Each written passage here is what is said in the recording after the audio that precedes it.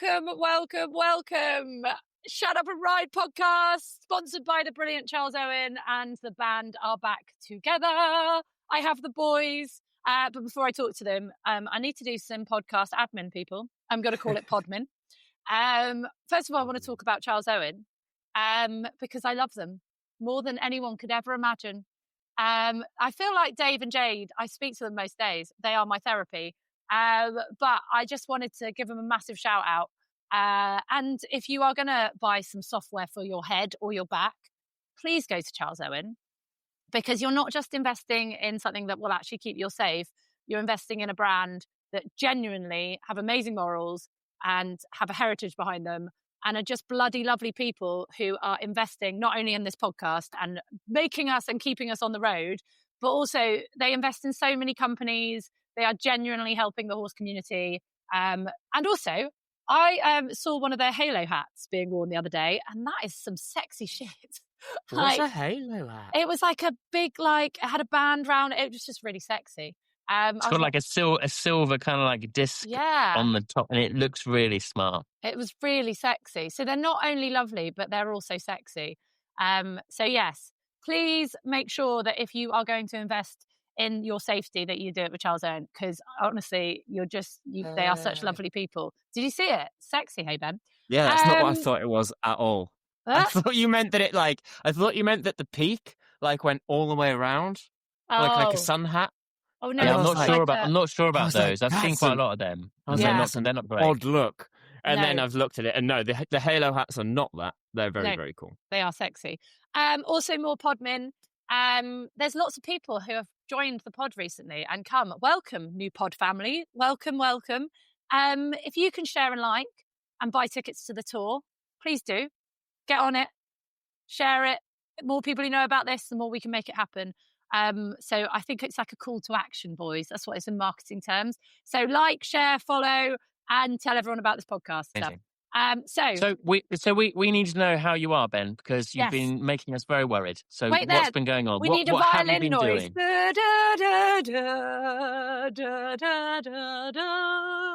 Too soon to take the piss out of you?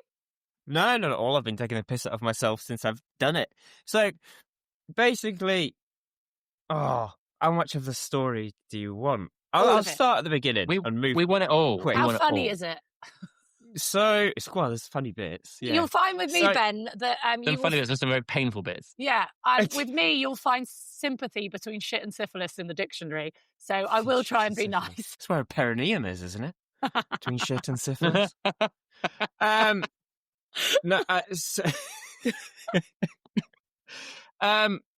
So this sounds like a really weird place to start, but I promise you, it is the place that makes sense.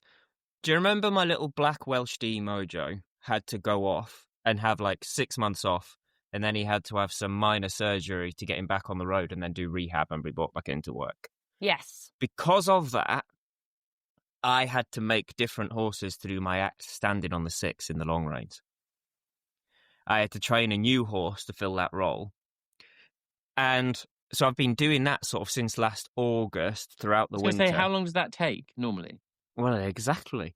It's you'd never know.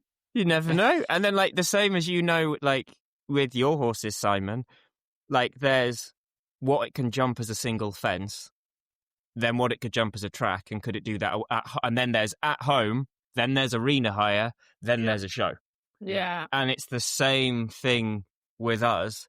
It's each little section of the performance, can they do each of them individually? Can they string it together? Then can they do it away from home at a hired arena? Then can they do it with an audience and all of that? Well, because I was training other horses to do that, I fell off a lot. Oh. A lot this winter. Wearing your Charles Owen helmet, I hope. Yeah. Well, it wouldn't have helped my ACL, would it? Oh, well. So, I fell off a lot, and when you're roaming riding, especially in the team of 6, there are no small falls when you're jumping.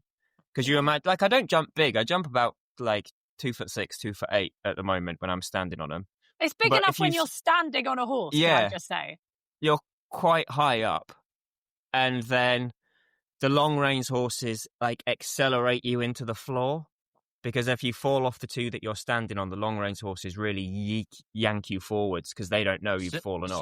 So there's no tuck and rolling going on here. No, well, because you got two sets of long reins. So if you tuck and roll, you're going to wrap yourself in both sets of long reins, and there's no guarantee that both sets of horses are going to go the same way. They could go different directions, and then bad. So because of those falls and stuff, I hammered the knee a bit. Then I had a fall at Hearts County show and got a calf tear that I've performed and just trained with all year. Then I was going to do a show for my mate Ollie, for his team, OG Performance Horses. And as I was driving out the yard, I realised I'd forgotten to pack the camping kettle. And I decided, wait, you're going to love this, Jenny. So I'm on the way to do a stunt show. And I pulled up the car outside my big wagon, and it's a big Arctic, so it's like massive high. Scrambled up, thought, sod it, I'm not getting out the stairs to get in the living. I'll just climb up. It'll be fine. And got to the top and then fell out. And as I fell out, the inside of my left foot was caught still in the jockey door. So it ragged my leg on the way down, and then I hit the floor. And so that made my knee even worse. And then I did trick riding shows on it, which obviously didn't help.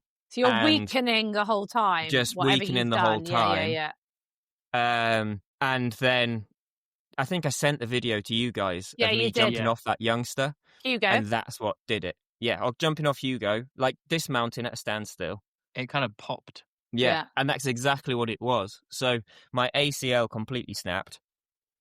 At the time, though, you didn't know it had, did you? You sent us that video and you were like, I'm pretty sure I've done some serious shit to it, but hopefully it's not snapped. And I remember looking at that going, that sounded like it snapped. Well, every medical professional I saw, I've been to multiple physios, different professionals, and they were all like, you might have torn your MCL, but your ACL's absolutely fine. And then I was trying to, and this isn't a bashing, how do I word this carefully? I blooming love the NHS. I think the NHS is fantastic. And for what we need, like every other time, my emergency stomach surgery and stuff, spectacular. I feel like we should do something to give back to the NHS at some point. Yeah. There's a but coming. Yeah. I sense. But I went to hospital and was like, I think I'm really bad. Like, I'm really bad. And were you in agony at this point or not? Oh, I couldn't walk. Like, I was crippled. Like, really and was it painful? bad. Just like even painful when you weren't even on it? Like, no, okay, no, not good. so much. Well, like if the dog knocked my foot sideways or something. Because basically, your ACL is the stabilization. Yeah. So it's like you imagine you've got like a cross like that of these ligaments that hold your knee together, and one of mine went, so my knee could move where it wanted, which is also why my tibia, one of my bones in the lower leg, has slowly been creeping forwards, and like even like 3 weeks before surgery, it had creeped forward 10 millimeters, like a pedal bone rotation in laminitis. Absolutely. Yeah, look at me. The very like same. that. Look, we should do an equestrian podcast. Yeah. And then like they looked at me and they x-rayed me, and the nurse who x-rayed me, like I showed her the video, the doctor, that saw me before the nurse who x-rayed me.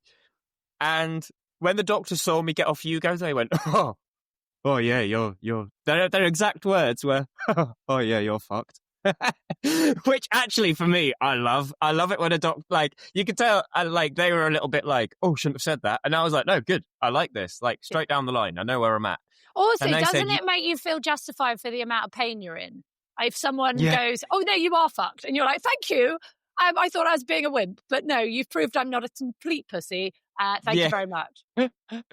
And so they were like, you urgently need an X-ray and an MRI. Let's get to the bottom of this and find out exactly what's happened. So they sent me for an X-ray. They said, we're going to X-ray you first, and then we're going to MRI you. So I got X-rayed within like 5 minutes. Within 20 minutes, I'm back in the office looking at the thing, and I'm thinking, right, so now we'll do my MRI, like the X-ray, you know? And they were like, no, we've made you an MRI appointment. Well, no, we'll send you a letter for an MRI appointment, but it could be anywhere between 6 weeks and 4 months. And I was like, Nah, Yeah, that's not good. Can't do that. So I went private with it. I do not have private medical insurance. No. But it's worth it, isn't it? Like it's an investment. Doing what you do, you need to know what's what, don't you? Yeah, and like George said to me when I was a bit like, "Oh, should we spend the money?" And George said, "You spent $4,500 on the dog surgery." Yeah. So like, if you can spend money on the dog, who bless him is lovely but doesn't do anything, then you can spend the money on you. So that's how we've managed to. For anybody who's wondering, like how I announced I was injured and then the surgery's been so quick, it's because we fast tracked it. Went with Spire in Nottingham, and they were amazing. We got the MRIs done.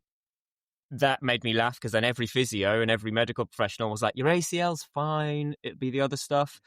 They looked at it and they were like, "Your ACL is gone, like gone. You have no ACL. This bone's moved. Let's get you into surgery." So what do they do? What do they do about it then? If the ACL's gone, like that's irreplaceable, is it not? Well, so obviously, it snapped sort of like in the middle, which is really good because it wasn't at one of the attachment points, but it had damaged the attachment point on my thigh. And so basically I went into surgery, and it was weird because it's the second time I've done this in my life where a surgeon has said to me, "I know I can fix you, but we don't know exactly how or what's going on in your leg, even with the MRI. I need you to sign all of this paperwork. So that when we open it up, then we can do whatever we want. We can do whatever we want. And basically, when you wake up, I'll tell you how long your recovery time's going to be." So there was option 1, which was physio. That was never going to work because it was gone.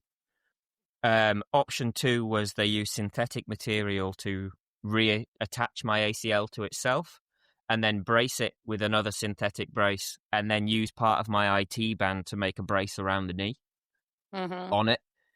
The other option is that option number 3 was that they completely remove my ACL and make me a new one out of my hamstring. That's so clever. It is so good. Did they give you an option 4 of let's just shoot him and send him to the hunt? Yeah. Oh, I was done. I was proper cripple. Yeah. But they, so I went into it, and the big difference there, guys, is option number 2, synthetic repair, is anywhere from like 3 to 6 months recovery. Okay. Option number 3 is minimum of 9 months recovery. And there is no wiggle room on that. And like, I thought that was really cool because the doctor explained to me, he was like, the reason it's 9 months is we take a piece of your hamstring and we turn it into your ACL. Yeah. And then when your body is healing, your body's like, there's a piece of hamstring where there should be ACL. Reject. No, over the next 9 months, it turns the hamstring using science biology magic into an ACL. That is unreal. That is amazing. But they said that's why it's minimum 9 months. See, that blows my mind because when I was at university, they've probably made leaps and bounds since then. We did genetics and genealogy and all of this stuff. And one of the things I always remember is there's a gene called the Sonic the Hedgehog gene, which is the one that, I know, it's called Sonic the Hedgehog. Is that a technical term? Yeah, it genuinely is. There's a gene in our bodies called the Sonic the Hedgehog gene. You can look this up. But anyway, it was this so cool theory of like when you are but a group of cells, do those cells know what they're going to be, or do they just multiply and turn into something? And this was like, it depends. And so that's what scientists were trying to work out. And they still don't know everything. But anyway, when they're probably way further on, that was 20 years ago when I did my biology degree. But I always remember because they were saying the Sonic the Hedgehog gene is the gene that decides where bits of your body go. And so it's just so interesting, isn't it? Because that obviously has developed so much more, because back then they were like, yeah, they don't know what these genes are going to be. But obviously, if a hamstring can turn into an ACL, then even at the cellular level, when we're made, our genes could turn into anything. Our cells could turn into anything. Sorry, not our genes. So the fact that your body can then recognize that something's foreign and go, do you know what? Fuck it. We'll adapt it because you're in the knee now. It blows my mind. That's what I'm trying to say. Can I just say also, like, if you're listening to this podcast, Jenny sounds like she knows more than me. I am not a medical professional. I'm saying what I remembered from my doctor. So if I've got it really, really wrong, call me out. Also, but yes, I was really drunk at university, so I might be making all of this up as well, but I'm pretty sure there was a Sonic the Hedgehog gene. Please write in and tell us if you're wrong. But so I was ecstatic when I woke up from surgery because I woke up. Oh, this was cute. I made a nurse go and tell my wife. When I woke up, there were 3 people holding me down and I was thrashing. And I was like, what's going on? And they were like, calm down, calm down. Like, we can't get her, but you'll be back with her soon. And apparently I woke up panicking and demanding to be with my wife. So because George was with me in our little private room, I said to a nurse, I was like, will you go and tell my wife that I woke up saying that? And she was like, are you serious? I was like, yeah, you go and tell her now. Like, she needs to know. I wasn't conscious and I was asking for her. You need to tell her that because that's some romantic shit right brownie there. points in the bag. That's you weren't doing any of this. All the nurses were just trying to cop a feel. They made that up. Yeah. They we were holding you down. That's what we were doing. Holding you down. I didn't think it was normal for that good-looking male doctor to use 3 fingers for a prostate exam. No, Was his name Simon? It began with a J. No, so oh, right. So yeah, when I woke up, my doctor. By the way, I have to say this. He was like amazing. He was this incredible Asian doctor. He looked about 11. Oh my God. He came on a recommendation, and my friend who recommended me, Heidi, she said to me, Ben, just know that when you walk into his office, he is the surgeon, and he's like one of the best at this in the country. But name's you will Doogie look at him Howser. and be like, he looks about 12 years old. Yeah, she was like, you'll walk in and be like, is it bring your child to work day? Like, what on earth? My God. But it was amazing. He was so enthusiastic about it all and stuff. And as I'm coming round from surgery, he was there with pictures step by step of everything they'd done in my leg, explaining it to me, which was really cool. And basically from the inside, it looked like, have you ever... As in photographs? Or as in photos from inside my knee. Oh, wow. Of everything they did. Are we able to see those at some point? No. I said, can I get a copy of those? And he was like, no. Like, it's not. And I asked some other friends and they were like, you don't want to because you're happy. But they're like, the only way you should get a copy of that is if you take him to court for something. And then you like need it. But it was, have you ever not had a knife and need to cut a piece of baler band? Mm-hmm. Yeah. And there's like a corner of an RSJ metal beam in the barn. And so you just rub the baler band up and down till it snaps. That's what my ACL looks like. Oh, Well, frayed up. Like all the fibers snapped and then everywhere. So then they basically put synthetic material in this one and then in this one and then pulled it together and then braced it. And, that's insane. And so he woke up and he was like, it's the short recovery, which is still, it'll be March before I'm back on absolute top form. But I'll be doing other stuff before then. Do you know what I mean? Like, I'll be back on my feet long before.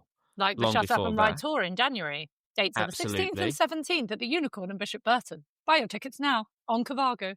Sorry. On Cavago. And it's just been crazy. Like, it hurts a lot.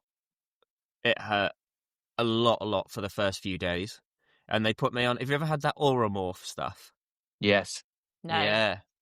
That's not fun. It's good. It's good stuff. Oh, is that the pills or the gas, liquidy stuff? No. It's like liquid. Well, I've had the pills, morphine pills, but not. It's like Calpol for adults. What? But really effective. Do you know how, and I'm not saying we don't do this, we've never done this intentionally. Please, Child Protective Services, we are good parents. I feel like if you're starting a sentence like this, you probably shouldn't finish it. This is slightly concerning. But when... Jenny, edit this out. When Wilds had really bad teething pain... Yeah. And then you, give them a bit of Calpol... Yeah. And they're like... Yeah. Out. Yeah. When my leg hurts... I have a little plastic purple syringe that looks a lot like a Calpol syringe. And I suck the Oromorph out the bottle and squirt it down my neck, and then I am out. That is what it is like. That's why I say it's because you get the little plastic syringe, and it's like Calpol for grown-ups. But don't, because it is opiates and will mess you up. So so I stayed on the painkillers. They said to take it every 4 hours, and I did that for the first 2 days, and now I only take it on a night. Because it was just making me feel how people so get addicted weird. to this stuff as well. Well, it's heroin, isn't it?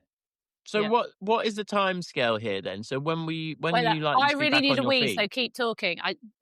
I'm sorry, I'm gonna piss myself, and I know you're gonna make me laugh. And I'm 44, and I can't hold it anymore. I apologise. Yeah. So what's the timetable? So when are you going to be on your feet again? I'm on my feet now. You are on your feet now. Okay. I was on my feet like 2 hours after surgery. Wow. Yeah, so I said to them, I was like, I remember saying, I was like, oh, I need the bathroom. And they were like, if you feel like you can walk to the bathroom. Wow. And I was like, God, I thought you'd be off your feet for a long time. And I'm on crutches, but I'm on crutches with both feet flat on the floor. Yeah. So I'm weight bearing on it. Yeah. I wouldn't say that it's fun. No, what I was going to say, doesn't that make it even more like if you were non-weight bearing and you had to you were on crutches, you'd get everywhere so much quicker. But the fact that you're kind of trying to weight bear on both, that must take forever to get anywhere. Yeah. And the point is that you have to use it. So they have this massive so it's my left leg. So my left leg has to go out first, foot flat to the floor. And then I have to think about really pushing my foot into the floor and pulling myself forward as I take the stride. And physio as well. Like I've got all my little... So they started physio almost physio straight exercises that they sent me home with and stuff. So they started that straight away. There's no healing time. It's straight in. The day after. Yeah, so that's what happened when I did my knee. I woke up from surgery and he started bending my leg, and I hadn't bent it for 6 months. I was like, ah! Yeah, and I didn't even stay over. Like, went in, got it done. In, out, job done. Came home, and they were like, yeah, walk on it, but use your crutches to make sure that it doesn't, do you know what I mean? And do the exercises. And that is probably, well, I don't mind. I don't mind beating around the bush. It cost about 14 grand all in. Yeah. For it.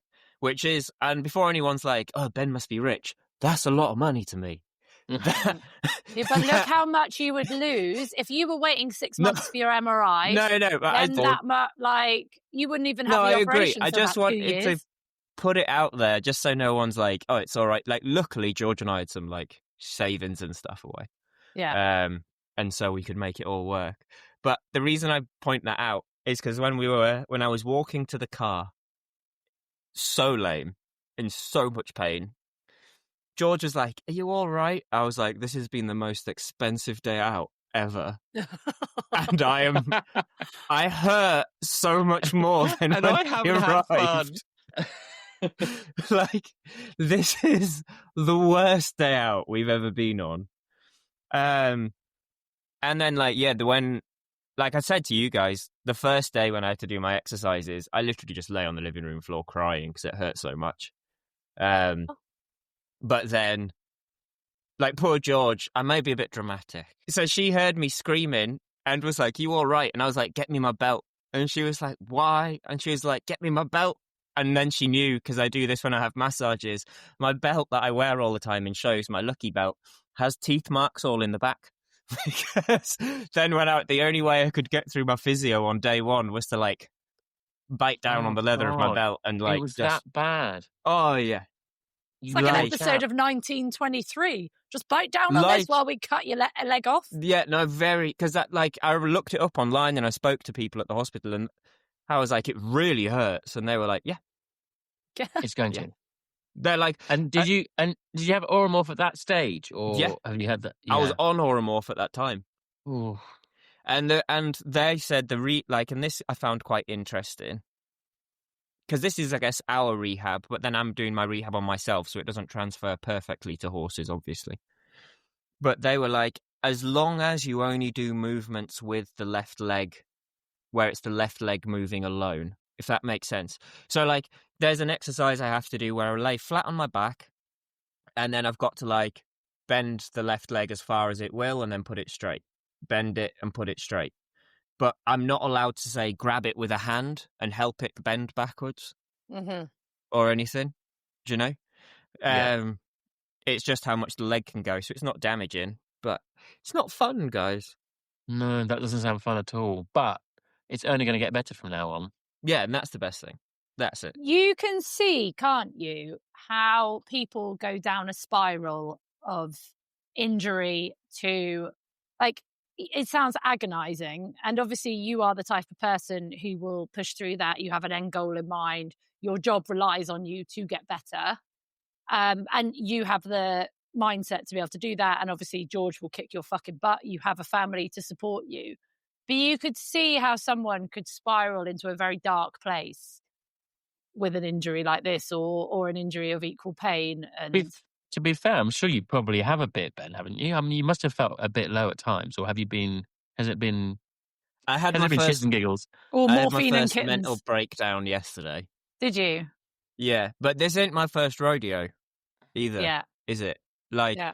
I was out for like 6 months when I had my stomach surgery the first time. I was out for like 8 weeks when I had my stomach surgery the second time. You know, I've like done a Your Horse live just after elbow surgery. So like I had a bit of a game plan. Like I kind of knew what it was going to be like accepting it. And I just kind of have to shift gears mentally. And then I have conversations with like my mum and dad and George and my friends about trying to stay away from certain topics, like with certain things. Like if there's anything going wrong on the yard, unless it's like one of my best horses and I need to make a medical decision about it, I don't want to know because I can't do anything. Like the most movement I do is I lay on the sofa all day. I've not slept in bed yet. I just sleep on. We've got a massive sofa. It's like 8 feet long, so I just sleep on there. The most I can do is scooch off the sofa onto the floor to do my exercises, and then back onto the sofa, or hobble on my crutches to the downstairs bathroom and back. Like there's nothing. So like within reason, I'm like, ignorance is bliss. Don't tell me. Yeah. That member of staff's not done things properly. Don't tell me. Deal with like whatever. Like what do you want me to do about it? Can't even go and speak to them. Like. You know, this horse is doing this, that fence got broke. Cool, go and deal with it. Don't, like, so that's in one way, because I found when I've had surgeries the other times, spending too much time thinking about all the issues which you are incapable of being involved in or helping in any way, shape, or form is just useless.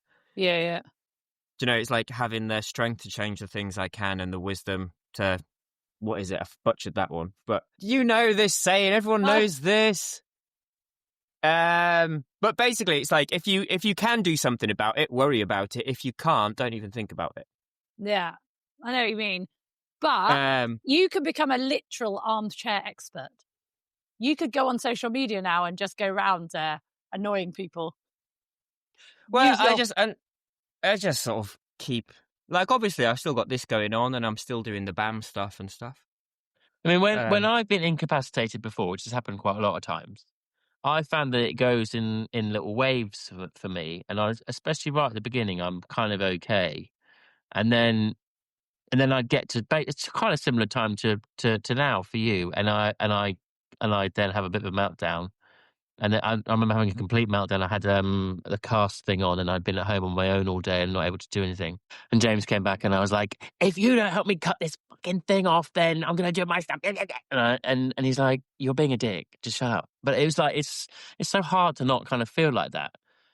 But I suppose you just got to always think there are people who will never get better, and you are going to get better. So like it's only a matter of time. And so, but it's so hard to think like that, though, isn't it? When you're in it. And I think it's where your brain, as a professional horse trainer, like in any capacity, is your worst enemy. Because people try and say, because you know what this amount of time off and other people faffing with your horses is going to do to it, to your, like, it's not just, do you know what I mean? You're not taking a 6-month break and then picking up where you left off. There's a lot of kind of damage to be redone potentially, and doing stuff and all of that. And then like that becomes a bit like your worst enemy, your brain. Because when people are like, "Oh, the time off will do them good," and you're like, "Yeah, right, I always give them 4 weeks off at the end of the season, but not." Equally, you've said before, like I know you're irreplaceable, but you have also said in the past how amazing your team are and how brilliant they are. Yeah, so I guess, so you like you couldn't really be in a better position. Bearing in mind you can't do anything at the moment, like that the horses are going to be dealt with and worked in a really good way. My trained horses. Yeah. It's my babies. Yeah. I don't know if I'll be able to perform with my young horses next year like I plan to now. That's the real kicker. Everything. Because I've got Sunto, Biz, Hugo, Benny, Bean, Rodriguez. So I've got... And is that sorry to be kind of blunt, but is that disastrous, or is that going to be? Can you use the other horses? Like, will they? Some older horses could go to less shows and travel less far, but they'll have to do more as a result. But they might have to do a bit more. Like, some horses are doing certain acts, but I'd rather, like I say, as they're getting older, I'd rather them not be doing. Do you know? Yeah. I guess, and for anyone to say, I don't retire horses when they break. And retire doesn't necessarily mean not working. It might just be not doing that job anymore. Yeah. But I like to retire them a good 5 years before they break. From that, like, don't do it till they can't do it. Do it, and then when you're like, okay, cool, you're really good at this now, and this is going well, but you're crossing. I always think that age of 14 with horses is the hill. Very often, not as in like it's downhill from 14, but they're not young anymore. Then, are they? Do you know what I mean? Like, so they're still in their management peak, after they're that, still yeah, good. you manage certain aspects of their life and job, and well, like if you've got a top horse, probably at 14, they probably don't jump at home anymore. They just jump at competition. Do you know what I mean? Yeah. Like, you just manage the expectations of what's on them and save them, rather than you're not needing to put all those hours and hours and hours of training in. Yeah. And I think for especially what we do, it's that sort of thing. And I was just hoping to get some of my youngsters out. And then also I like to have this crossover period when I've got my experienced horses out performing and my youngsters at the same time, so that my experienced horses can help my youngsters. But I do that with my dogs.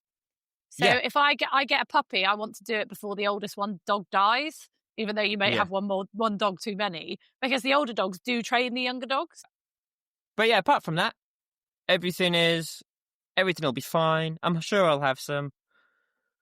I'm not great without purpose. You have purpose. The podcast can be your purpose for a while. Yeah. You do have I purpose. feel like I'll be completely honest with you. There's parts of me where, like, not yesterday, the day before, I was like, I've devolved to a teenager that I never was.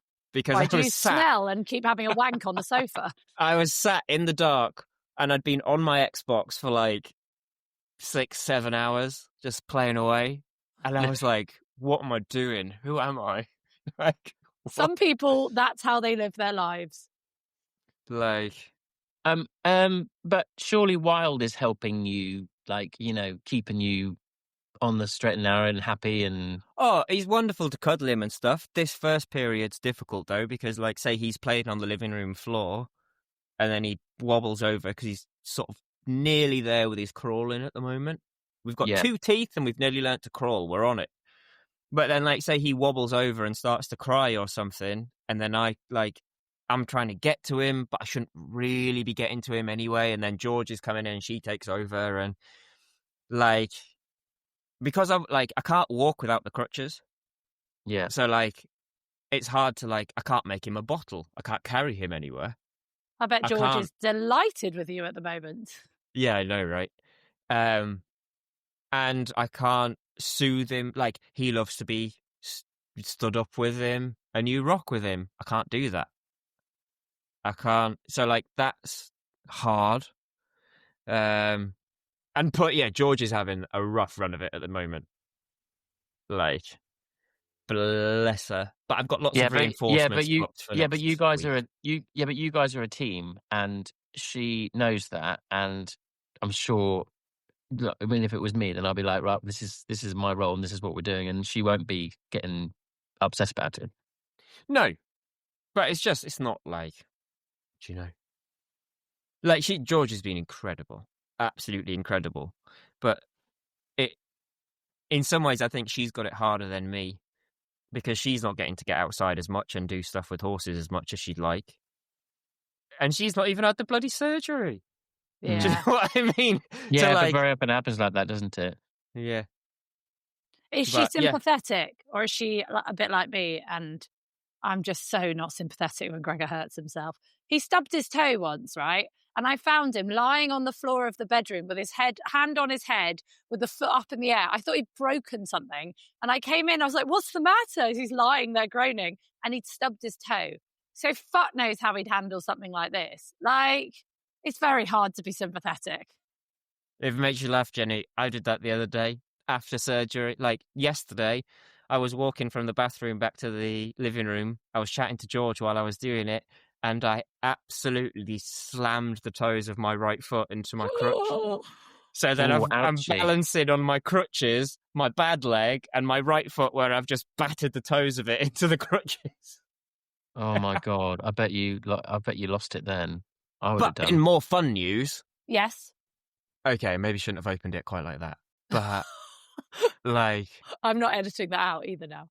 Yeah. Okay. Well, because we had the passing of Grandma and Granddad. Okay. Not very fun news. No. But Mum and Dad are sort of sorting through their house and all their belongings and stuff. And Gran had a mobility scooter. So guess who's got himself a mobility scooter for when I'm feeling a little bit more out and about in the world? Yes. Amazing. I'm going to get a sticker for you that says "Shut Up and Ride" on it. Yeah, absolutely. I'm actually. Have you used it yet? You what? Have you used it yet? I haven't yet because my leg still hurts even when it's jiggled. Like I only had it done on Thursday, didn't I? So yeah, it won't be long. It's jiggled. Well, you know, like if I imagine myself driving around the yard on it just to get outside a bit. I love the fact you've dreamt about it already. I imagine myself on my wheels. Yeah. I've already asked a friend who's good at mechanics. I was like, what can we do to make this baby got more power and more speed? He was like, I'll look into it. We can get some bigger batteries. We can do this. It's going to be great. So, but like you imagine, like if you're rattling, it's not going to be the smoothest ride, is it? No, this is true. And so I want to wait till my leg feels a bit better before. And have you had many visitors? Have you had many visitors? A little bit. Yeah. I've had like my mates come round and stuff. And just laugh at you. Because I bet you don't really get time for that normally anyway. No, but what I have actually been trying to do is reschedule people for like next week or the week after. Because like this first week, you've got the novelty of it and also the worst pain. So then trying to schedule people to come and see me when I'm feeling a bit better and when like I'm the cabin fever starting to set in a little bit more. Yeah. Wow. I'm glad we got to see you today and you are on the mend. Can we say on the mend? You're on the mend. On the mend? Oh, absolutely. Yeah, he's 100% on the mend. It's just the most disappointing part is like I had some pretty spectacular opportunities this winter and pretty much they are gone. And have you made your peace everything with happens that? for a reason, doesn't it? And they'll probably come back to you and want to do something even more spectacular next year. So I don't want to say too much. I'm not even announced this online and I'm not sure they'd want me to say where it was. But it was a really cool job abroad over the winter. Not one I've done before. And they were looking someone to fill a slot that doesn't often come open. Yeah, it's so annoying. So I don't think, like hoping, fingers crossed, that the opportunity will be there when I'm fixed. I'm 90% sure they'll have found someone else. Because they need that slot filling. So, but that's just life, isn't it? It is, but then in that way, that person's got an opportunity they might not get. And you never know, they might fall off and hurt their ACL next year, so you can have it back again. Well, I hope they don't, because being the good friend that I am, as much as I was like, it's my dream I wanted, when they were like, oh, you're broken, is there anybody else? Like, they panicked on this Zoom call, because they were like, what do you mean you can't do it? So I just went through my phone book of all my friends who I thought could do a really good job doing it and put all of them forward for the job. You'll get good karma. You'll raise each other up. That's why we say. Well, I just thought like they're like, I want to be Miss World and be like, it's because I'm so selfless and we're just to do good things. But I was like, if someone else is going to get the job, it may as well be a mate. Yeah. Do you know, someone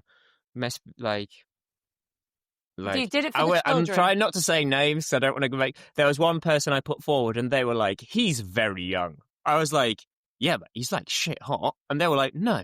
I was like, okay, fair enough. And I messaged him afterwards. I was like, I tried. I tried. They weren't having none of it, but I tried. Wild is not able to hold a show on his own. I would say he was too young as well. You read my mind. After I'd had the MRI and I knew for a fact that it wasn't an ibuprofen and man the fuck up job, I was like, oh! I was like, this should have happened 14 or 15 years in the future. And Mum and Dad and George were like, why? And I was like, because I'd have pulled him out of school, said I was homeschooling him and just trained him on horses. Like, we'd just gone. Oh my God. You do realise Wild might not like horses? I think he will. I think he will. He will. He rides at least twice a day.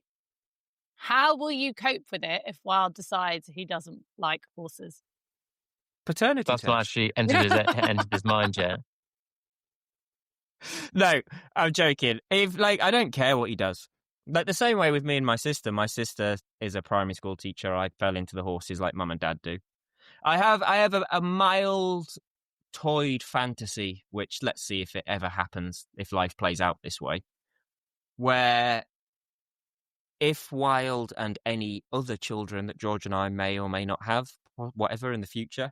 I think it will depend on how well you get over this surgery, to be completely honest, Ben. Well, I was going to say, I have a thing where, say me and George had 2 or 3 kids, and none of them wanted anything to do with horses or farming in any way, shape or form. Mm-hmm. I'll burn in hell before I let someone have this farm just so they can sell it to have the money to spend it on other things. I would rather find, if I had 3 children and none of them wanted anything to do with horses or farming or the countryside, they were just going to sell the farm so they had more cash, then I'd rather leave it to like an aspiring person that wanted to carry on doing what we were doing or doing with horses. Is it too late to make you Delilah's godfather? Yeah, I can be a godfather. But I just think, I've said this for years, I just think it would make me so sad. And we're quite cool. Like a lot of the farmers in our area, it's a little bit Yellowstone. Yeah. As in do what you want with your land, but don't build houses on it. Yeah.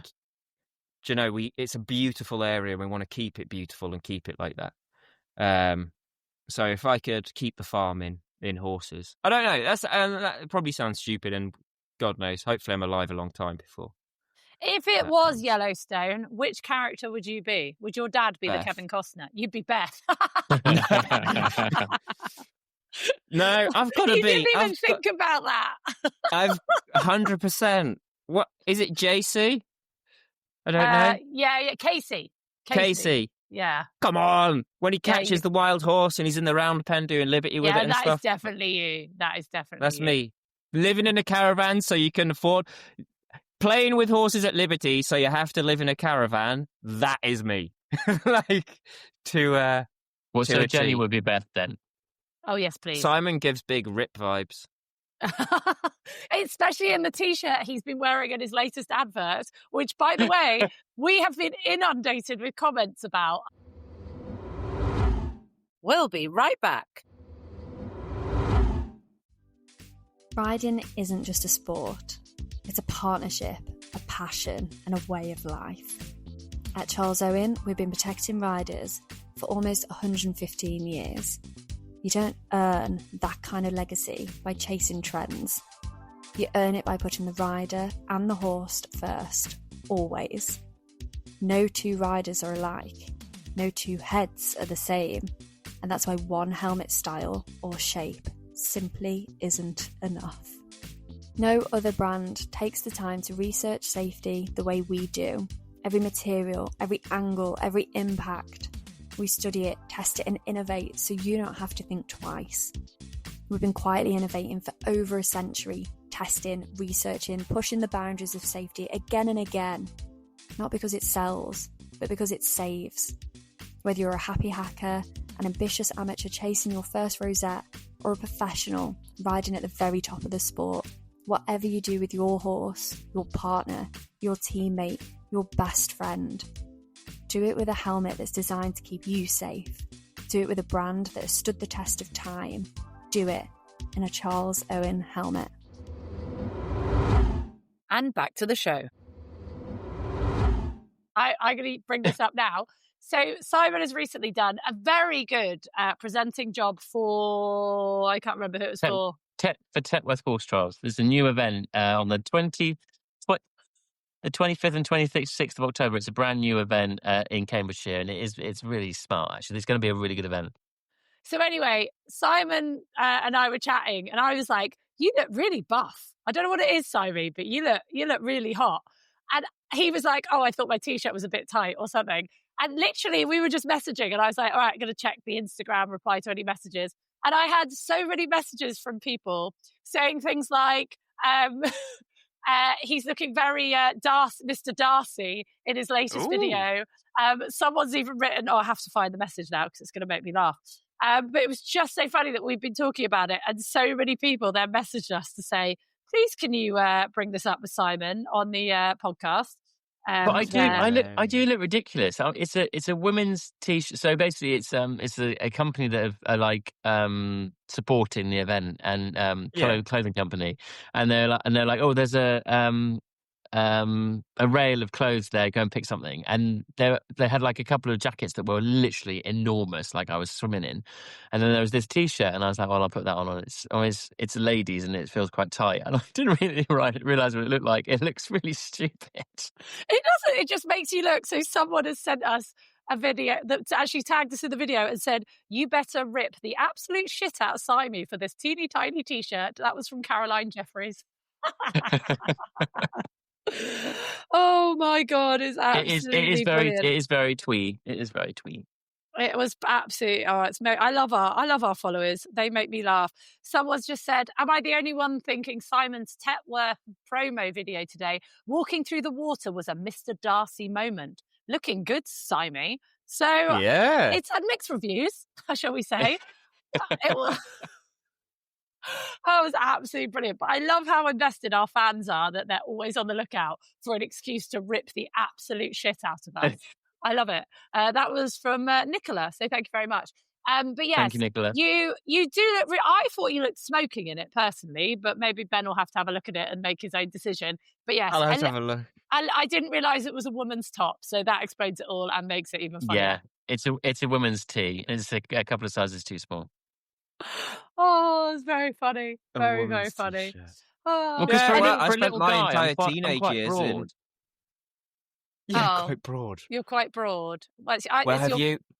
What? Go on. No, I'm going to stop there. Why? I stopped myself. Quite. There's a bit of girth going on or something. What are you going to say? Remember, my mother listens to this podcast.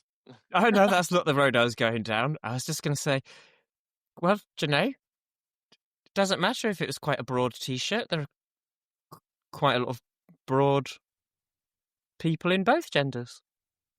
I've completely killed. I just was like, I'm not saying this. I knew what I wanted to say. Morphine? Are you still on the morphine? Oh, 100%, yeah. Okay, good. That explains your shit chat. So, Benjamin, while you were on your deathbed, did you manage to watch our wonderful Simon go double clear around Burley? I didn't, actually. I should need to. It was very good. Really bad. You absolutely don't need to. I've watched most of it via Simon's various social medias. I know. All the different bits. You can't shut me up on it, unfortunately. It was just so good. It was so cool. It was so good. You've been phenomenal, Mr. Representing GB. Yeah. Oh my God, it's so exciting. It's so exciting. Yes, we need to talk about this. We'll do Miracle. A good job. Not everyone will know about Miracle because it's all been about the Buster. Tell us about him. Yeah, so Buster's the horse that I took to Burley, and he was absolutely amazing. And then Miracle is a 7-year-old that he's only little. He's 15.3, little grey, and he's a phenomenal little jumper. And he's a cheeky chappy, or certainly has been in the past. So this year he's been super consistent, and he's stepped up to 3-star level really well. And he's jumped 3 double clears at 3-star, and there's a World Championship for young horses in France at Lyon d'Angers, 7-year-old horses and 6-year-old and 7-year-olds, 2 different sections. And he's been selected for the 7-year-olds, which is absolutely awesome because there are only 12 British. You have to be selected to enter, and it's the most phenomenal event. it's really, really cool. The cross country course is incredible, and it's just it's going to be really fun. I'm really looking forward to it, and well, he could be competitive, hopefully. So yeah, it's very exciting, very exciting. Oh, it's going to be amazing. It will be. Miracle's the one that I said about. I was like, that's a very sexy horse when you were doing a dressage test, and you were like, oh, that's him. Is that the right one? Yeah. He is. Yes, he is very sexy. He's particularly sexy over a fence. On my, you've probably not seen it, Ben, but on my Instagram, I did a lecture demo with Gillian Higgins doing the horses inside out. And it's the one that's jumping with the skeleton on his side. So so the Gillian Higgins thing is, for anyone who doesn't know, is she does horses inside out. So she does demos where she paints the horses, so you can see the bone structure and muscle structures, and it's really interesting. But I was doing that last week, and there's a video of him jumping. I think he looks incredible. To be fair, she did an amazing job. It is very cool. It is very cool.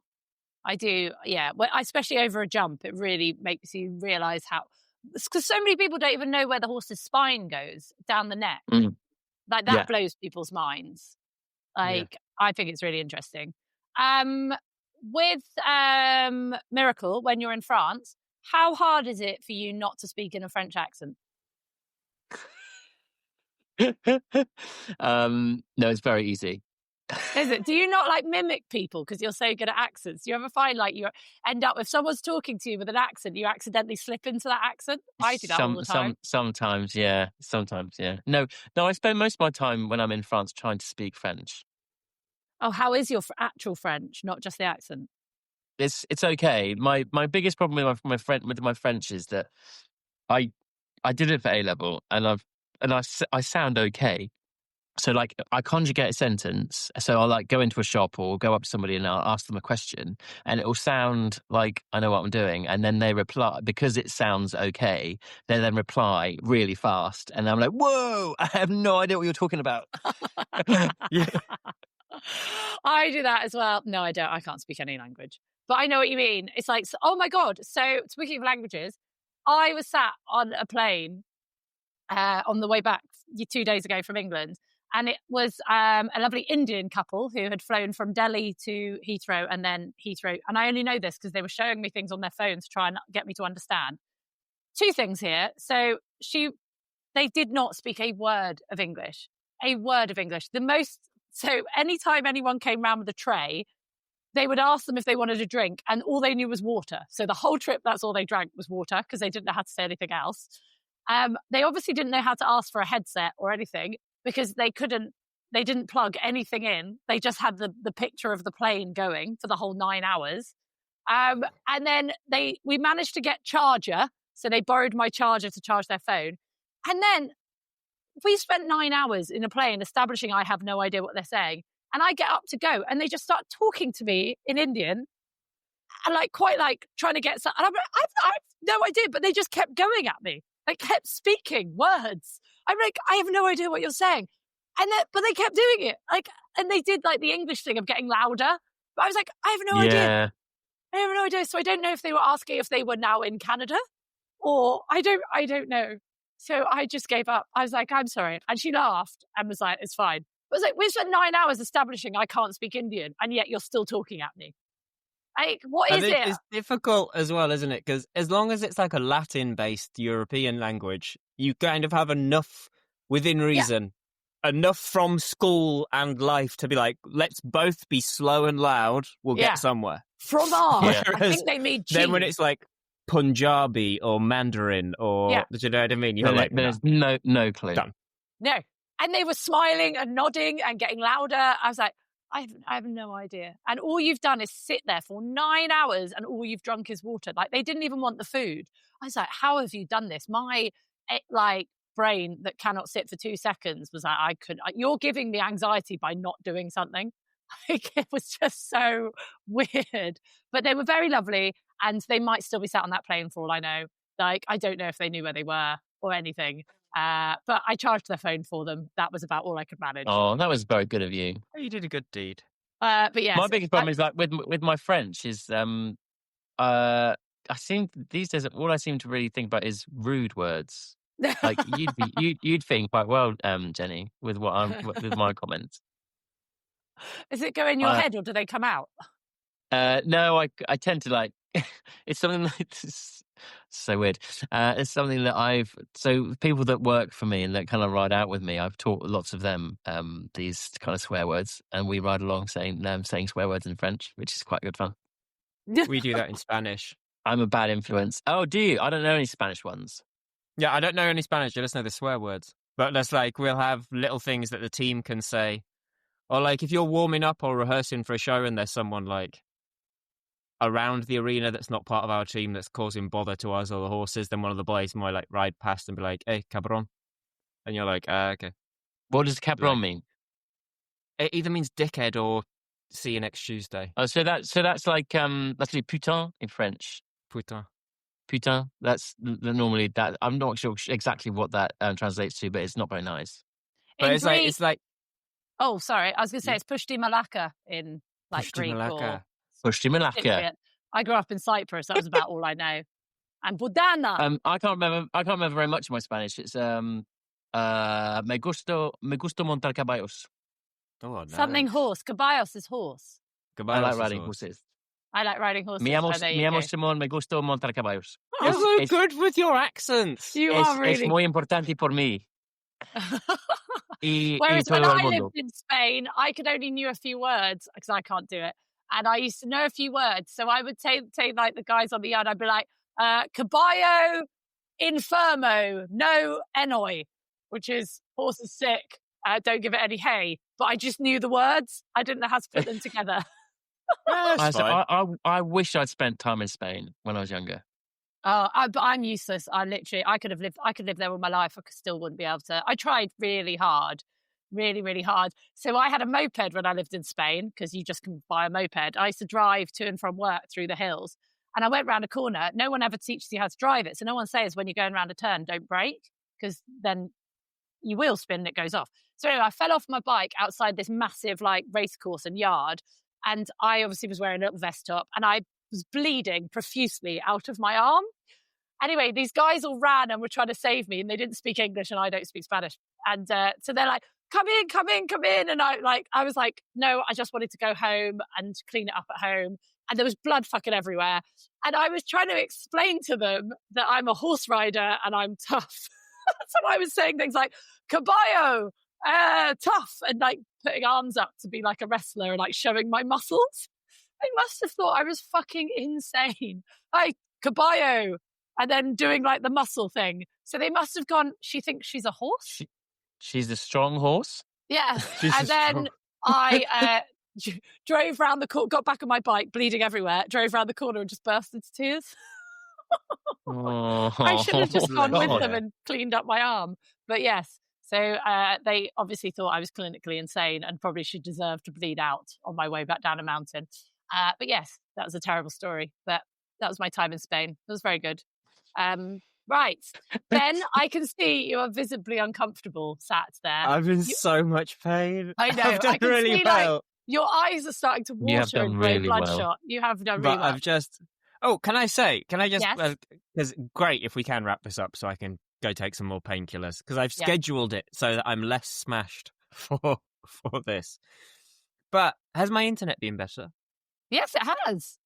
Yes. If you live in the middle of buttfuck nowhere like I do and have terrible internet, I don't care what you think of the man's views and stuff. Starlink has been I've been told about this. Incredible. Like, no telephone wires needed. Ordered it. It arrived the next day. They give you a modem and a satellite dish. You put the modem in the house. You have a wire that goes from the modem to the satellite dish in the garden. I've just got it on the floor at the moment. I've not even put it on the house yet. It's just sat in the garden.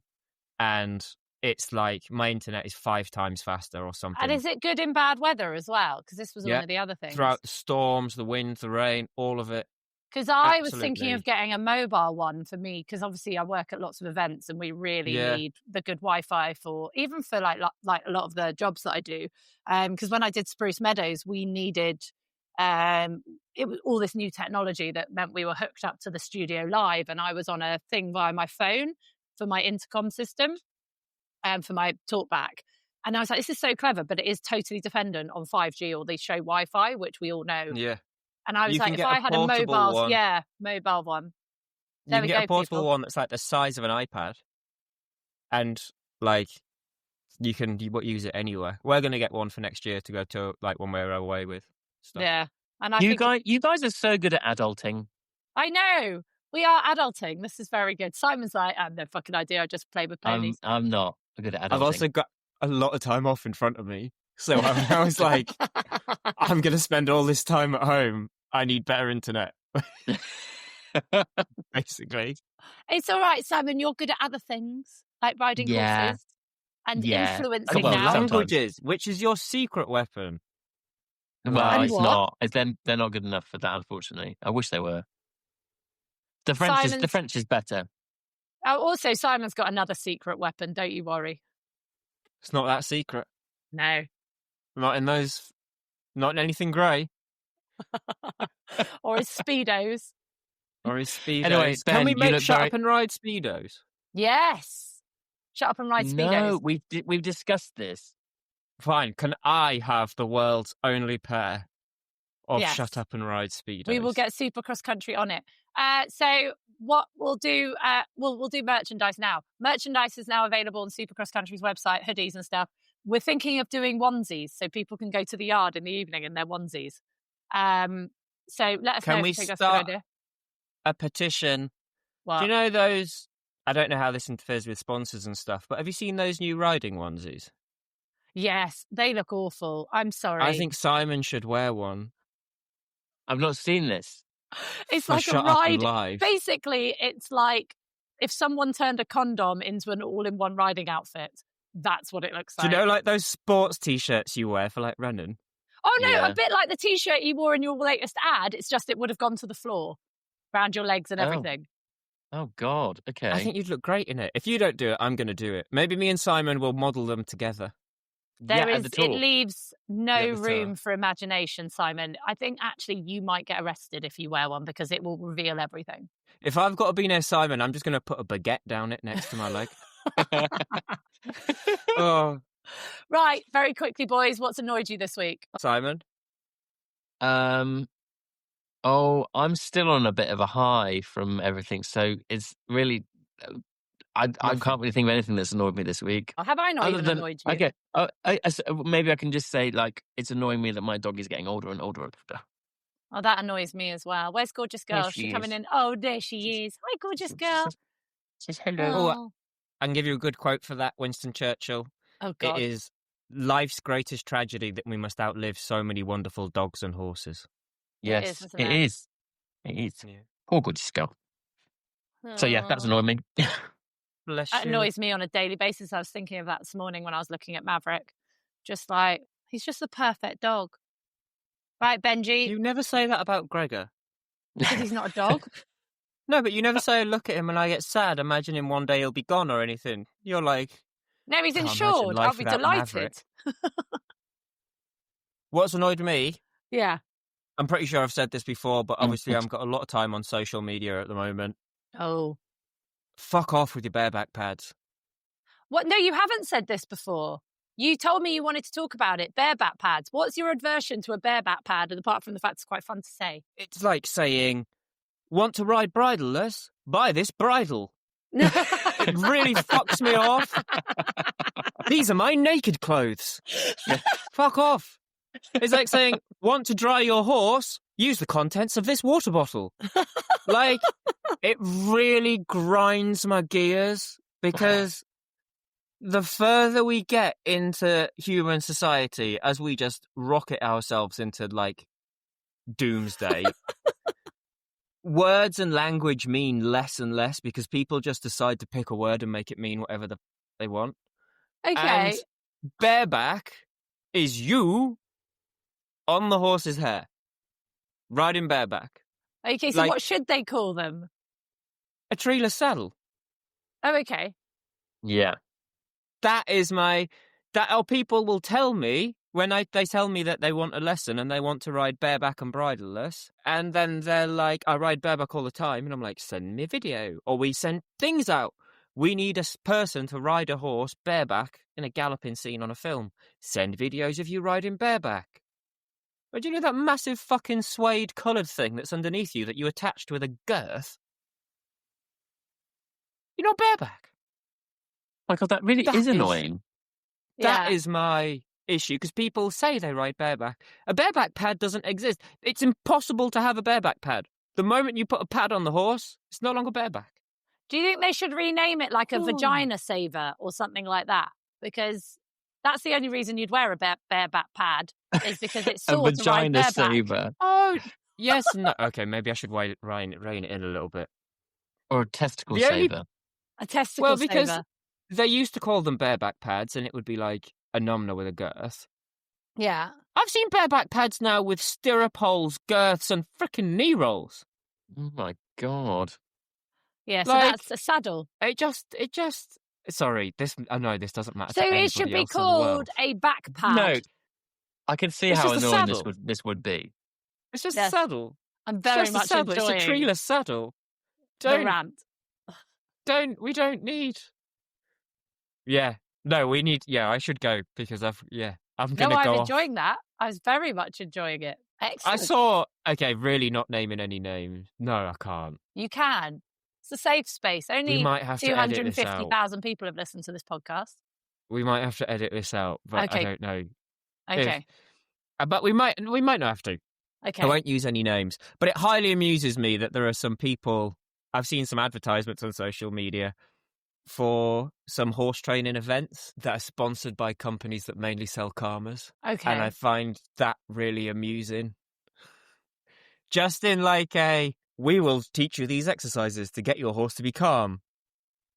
But if that don't fucking work, you can buy dope from the sponsors. Like, I'm just like, what?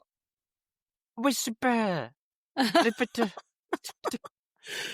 Like, this is too much. This is Ben having too much social media on the sofa. But I was just looking at it. I nearly sent them a message, but I didn't. I wanted to be like, did that sponsor just offer you a lot of money? And you not even look at what they sell to see if you're like what you're saying, people, your advertisement for the actual what they're going to see. And I don't know.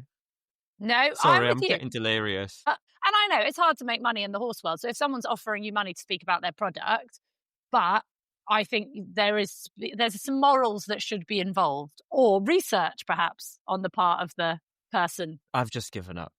You've given up. I've given you? up. Don't worry. It's okay. It's no, I've not okay, given Ben. up. I've just given up on society. Have you? I will. Take a dark turn.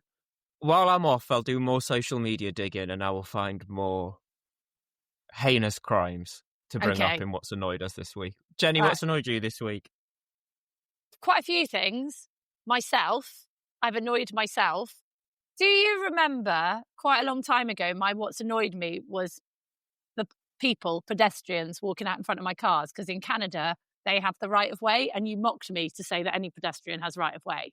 But in Canada, people just walk out in front of your car because you have to stop in like a supermarket, car park, or anything. They don't say thank you. They just literally walk out in front of you. They don't look, right? And I'm always terrified I'm going to kill someone.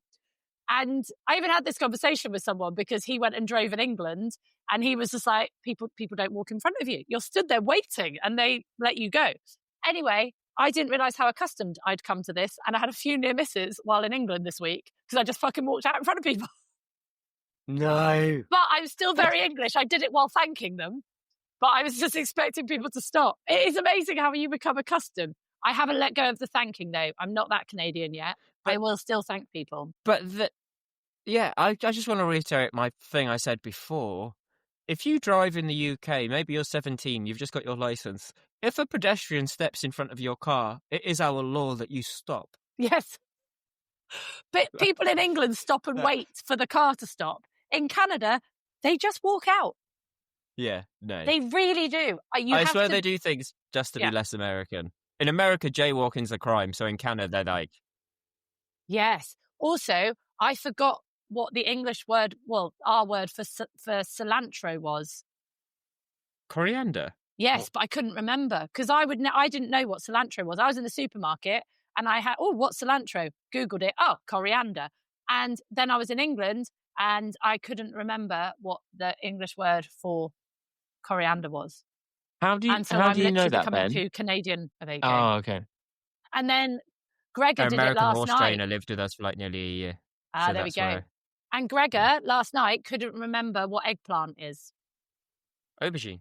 Yeah, but he was like, I can't remember. I'm losing my mind. I'm becoming Canadian. He got a real panic about it. Made me laugh. Funny emoji.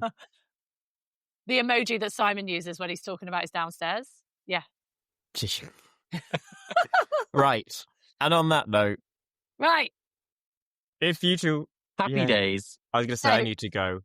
So if you want to see us all in action with Silly Prune, Hannah, she is coming, and Becky Moody, she's coming to the Bishop Burton Led, please go and buy tickets to the tour. Christmas is round the corner. Be a nice friend. They're only 35 quid a ticket. Go and buy a ticket for a mate. That's a good Christmas present, isn't it? 16th and 17th of January. Go to our tour sponsors are Charles Owen, obviously, love them. Cavago, which is also where you can go and get your tickets from. Our welfare sponsor, because we're all about loving the horse, is Extremed. Who else would it be? Because we love their bands. And then our merchandise partner is Shut Up and Ride on a hoodie, as I'm wearing right now, is Supercross Country. And also Ligon Arms. Go and book their hotel. They're really good. Well, Ligon. It's Ligon. I always say Ligon, don't I? Ligon in Broadway. Anyway, Ben. Shut up and ride. I can't really dance at the moment. No.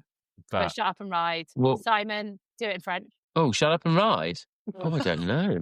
I don't know. Can you not say it? I don't know what were you going to say before? I don't know what. You? Sorry. I don't know what shut up is. I'll have to look that up. Yeah, I'll have to look that up. Sorry, that's terrible.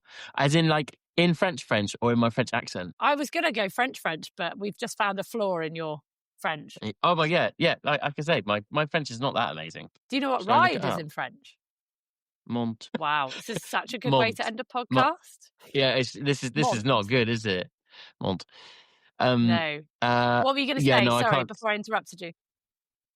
I can't. I don't know. Anyway, Ben really needs to go. You need to go, Benjamin. Can you please make sure he's leaning forward in his chair? Can you please make sure you look after yourself? And I will do. And we'll see you very soon. And when I know more, you guys know more. Okay, amazing. Shut up and lie on the sofa and get into some hardcore gaming. I love you both. I love you. Love you too. We love you more. No, you hang up. No, you hang up. No, you.